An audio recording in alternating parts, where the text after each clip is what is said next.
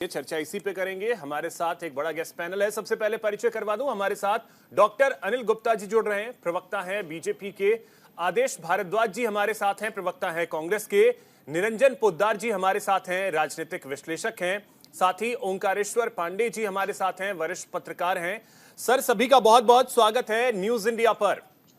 निरंजन जी, आपको अगर लंबी लकीर खींचनी है तो आप वो दिखाइए, आपको विजन दिखाना पड़ेगा।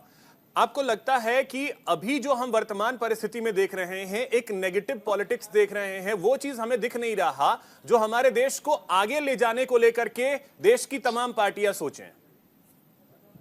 देखिए अभिषेक जी, निश्चित रूप से आप इतिहास उठा करके देख लीजिए। विश्व का कोई भी राष्ट्र, विश्व की कोई भी सभ्यता जब तक अपने विचारों पे, अपने स्वदेशी संस्कारों पे, अपनी संस्कृति पे और अपने आप के ऊपर अगर गर्व नहीं करेंगे, अगर आत्मसम्मान को अगर वो अपना सिरोधार्य अगर सिर पे लेके नहीं चलेंगे, तो कभी भी ऐसी किसी भी संस्कृति का आप ये समझ लीजिए या तो समूल नाश हो गया है या फिर उसका वो विकास से दूर रही है। और हमारे यहाँ कदाचित आप ये समझ लीजिए, ये एक बहुत बड़ी विडंबना है कि कोई भी वस्तु अगर मान लीजिए स्वदेशी है तो कहीं ना कहीं उसको इस एक हमारी मानसिकता ऐसी बना दी गई कि अगर वो स्वदेशी वस्तु है तो वो समझ लीजिए वो घृणा करने लायक है या वो हल्की होगी। और ये मानसिकता कहाँ से बनी, भावना हमारे अंदर भरी गई है। अभिषेक जी, मैं बता रहा हूं आपको, ये मानसिकता कहां से भरी गई। जैसे आपने अभी अपने प्रारब्ध में कहा कि भाई हमारे को केवल 200 साल की गुलामी पढ़ाई गई, हमें 700 साल की गुलामी नहीं पढ़ाई गई, जबकि इस देश के अंदर 500 साल मुगलों ने शासन किया, वो भी आक्रांता थे, और उसके बाद में अंग्रेजों ने शासन किया, वो भी आक्रांता थे। और कहीं ना कहीं अगर सच पूछेंगे तो अंग्रेजों से ज्यादा अत्याचार मुगलों ने किया, अंग्रेजों से ज्यादा विनाश और अंग्रेजों से ज्यादा कत्लेआम जो है वो मुगलों ने किया। ये चीज, इसको कोई झुठला नहीं सकता, पहली बात। लेकिन आप ये चीज देखिए कि जो हमारे देश के जो तत्कालीन नीति नियंता थे, अब क्या परिस्थितियां थी क्या नहीं थी मुझे नहीं समझ में आता, लेकिन जिनकी मानसिकता ये थी कि जिन्होंने सन 1938-40 के अंदर एक किताब लिखी, भारत एक खोज, यानी कि 1940 से पहले भारत नहीं था, यानी कि वो इनके आने के बाद में इन्होंने खोजा। तो पौराणिक इतिहास को कैसे झुठला सकते हैं? जो हमारे यहाँ हजारों साल पुरानी जो कुएं हैं, जो बावलियां हैं, जो धर्मशालाएं हैं, जो मंदिर हैं, जो हमारी जो सभ्यताएं, जो पुरानी जो 2-2 हजार 5-5 हजार साल पुरानी प्राचीन जो सभ्यताएं निकल रही हैं, ये उनको कैसे झुठला सकते हैं? और जिस तरीके से अभी आदेश भारद्वाज जी कह रहे थे, देखिए मुझे एक चीज की बहुत बड़ी घोर आपत्ति है कि मुझे एक बात बताइए, क्या महाराजा रणजीत सिंह जमीन छीनू राजा थे? क्या शिवाजी महाराज जमीन छीनू राजा थे? और दूसरी सबसे बड़ी बात क्या है कि ये कह रहे हैं कि पहले जो है लोगों को केवल प्रताड़ित किया जाता था। अरे भाई, ये सारी की सारी व्यवस्थाएं जब मुगल आए, जब यहाँ पे जो मुगल शासन हुआ या मुस्लिम शासन हुआ, उसके बाद से ये सारी की सारी व्यवस्थाएं नहीं, हमारे यहाँ जो व्यवस्था है एक हिसाब से समझ लीजिए लोकतांत्रिक व्यवस्थाओं का उत्तम उदाहरण है राम राज्य, जिसको हम आज भी कहते हैं कि हम राम राज्य बनाएंगे, क्योंकि एक समाज के अंतिम व्यक्ति के लांछन लगाने से भगवान राम ने राजपाट त्याग दिया और आप ये समझ लीजिए निर्वासित होकर के अपना जीवन बिताया। लेकिन आज भी इनको मुगलों का अत्याचार दिखाई नहीं देता कि जिस तरीके से आजादी के बाद में आपने देखा होगा अभिषेक जी, हमारे लुटियंस जोन की बात करूं तो 43 चौराहे ऐसे थे जो अंग्रेजी शासकों के। निरंजन जी, ये सब इतिहास है, ये सब इतिहास है। आज चुनाव है और चुनाव के समय इसकी आवश्यकता क्यों? मैं बता रहा हूं आपको, थोड़ा सा मुझे पूरा करने दीजिए। हाँ। आजादी सन 1947 के बाद में लुटियंस जोन के अंदर 43 चौराहे ऐसे थे जो अंग्रेजी शासकों के या अंग्रेजी गवर्नरों के नाम से थे, और कम से कम आप ये समझ लीजिए 22 चौराहों के ऊपर उनके पुतले लगे हुए थे। अब मुझे एक बात बताइए, अगर नामों से फर्क नहीं पड़ता, अगर प्रतीक चिन्हों से फर्क नहीं पड़ता, तो 1947 में देश की सत्ता हस्तांतरण के बाद में उन नामों को चेंज करके Mughal road, Mughal garden, Akbar road, Shahjahan road, Babar road, Humayun road, यानी कि एक तरह का आपने दोबारा से आजादी के बाद में क्यों नहीं वहां पे, मुझे एक बात बताइए, बंदा सिंह बहादुर मार्ग बना?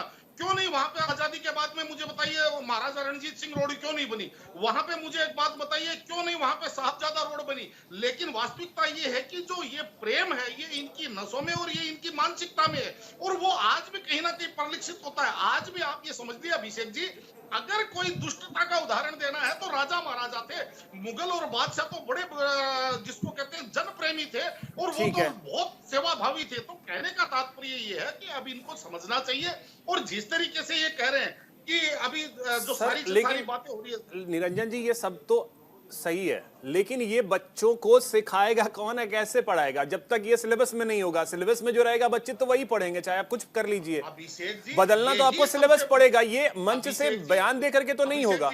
अभिषेक जी 20 सेकंड और लूंगा मैं आपसे। यही सबसे बड़ी विडंबना है कि अगर हमारे पास स्वदेशी इतिहास और हमारा अगर गौरवशाली इतिहास हमारे को पता है तो वो केवल किंवदंतियों में पता है, क्योंकि मेरे दादाजी ने मेरे पिताजी को बताई, मेरे पिताजी ने मुझे बताई, मैं अपने बच्चों को बता रहा हूं।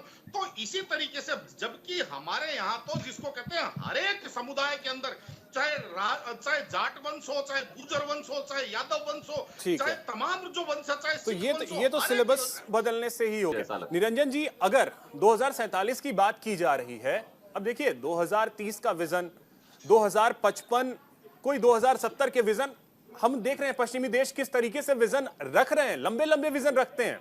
अगर इस तरीके का विजन रखा जा रहा है तो विपक्ष ये कहता है कि पंचवर्षीय योजना हमारे यहाँ है, 5 साल से ज्यादा का हम सोचे ही नहीं क्या? देखिए अभिषेक जी, हमारे यहाँ कहा जाता है कि छोटी सोच और पैर की मोच आदमी को आगे नहीं बढ़ने देती। तो उसी तरीके से जो आप कह रहे हैं, ये सोच और समझ का फर्क है।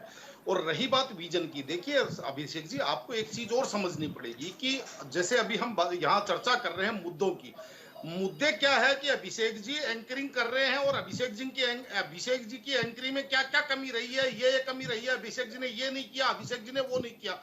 तो 50 कमियां मैं निकाल सकता हूं, लेकिन मुझे ये भी साथ में बताना चाहिए, क्योंकि केवल कमी बता करके ऐसा नहीं है कि मुझे एंकर बना दो अभिषेक जी की जगह। मुझे ये भी बताना चाहिए कि देखो, ये मैं इससे इन अभिषेक जी से बेहतर एंकरिंग कर सकता हूं, या ये इन चीजों को इस तरीके से मैं सुधार करके कर सकता हूं। लेकिन यहाँ पे हमारे यहाँ जो राजनीतिक व्यवस्थाएं हैं या जो राजनीतिक जो चर्चाएं हैं, वो केवल मुद्दों जो कमियां रही है ना, उनके ऊपर होती है कि इन कमियों के ऊपर इस सरकार को बदल करके और दूसरे ऐसे व्यक्ति के हाथ में दे दो जिसका ना संस्कार का पता है, जिसका ना भाषा का पता है, ना जिसको कहते हैं आचरण का पता है। मुझे एक बात बताइए कि मेरे को बड़ा क्षुब्ध होता हूं मैं कि जब राहुल गांधी जी सार्वजनिक मंचों से जब भाषण करते हैं तो अपने नाम के आगे 3 बार जी लगाते हैं, लेकिन जो उनसे 20 वर्ष बड़े हैं प्रधानमंत्री नरेंद्र मोदी जी, और इस देश के सर्वोच्च पद के ऊपर, प्रधानमंत्री पद के ऊपर बैठे हुए हैं, उनको तू तड़ाक की भाषा करते हैं। ये कहां का संस्कार का, कैसे उनको राष्ट्र की चाबी उनके हाथ में सौंपी जा सकती है? मुझे एक बात बताइए अभिषेक जी, आप राहुल जी के किसी भी भाषण को उठा के देखिए, वो कहेंगे मेरे को लोगों ने बोला राहुल जी अपने नाम के आगे जी लगाते हैं। मगर यार बहुत अच्छी बात है, और उन प्रधानमंत्री जी के आगे तू तड़ाक करके बात करते हैं इस नरेंद्र मोदी को, ऐसे होगा, ये आदमी ऐसा है, ये आदमी वैसा। तो कहने का तात्पर्य ये है अभिषेक जी, केवल मुद्दे उठाने से नहीं, मुद्दों का समाधान बताने से सत्ताएं हाथ में दी जाती हैं। लेकिन यहाँ पे केवल इन कुर्ता खींचने वाली राजनीति जो है ना, उससे मुझे नहीं लगता कि देश का आज तक कोई भला हो पाया है या आगे हो पाएगा। ठीक है, वक्त मेरे पास इतना ही है। बहुत शुक्रिया आप सभी मेहमानों का हमारे साथ जुड़ने के लिए, चर्चा में शामिल होने के लिए। फिलहाल इतना ही, नमस्कार।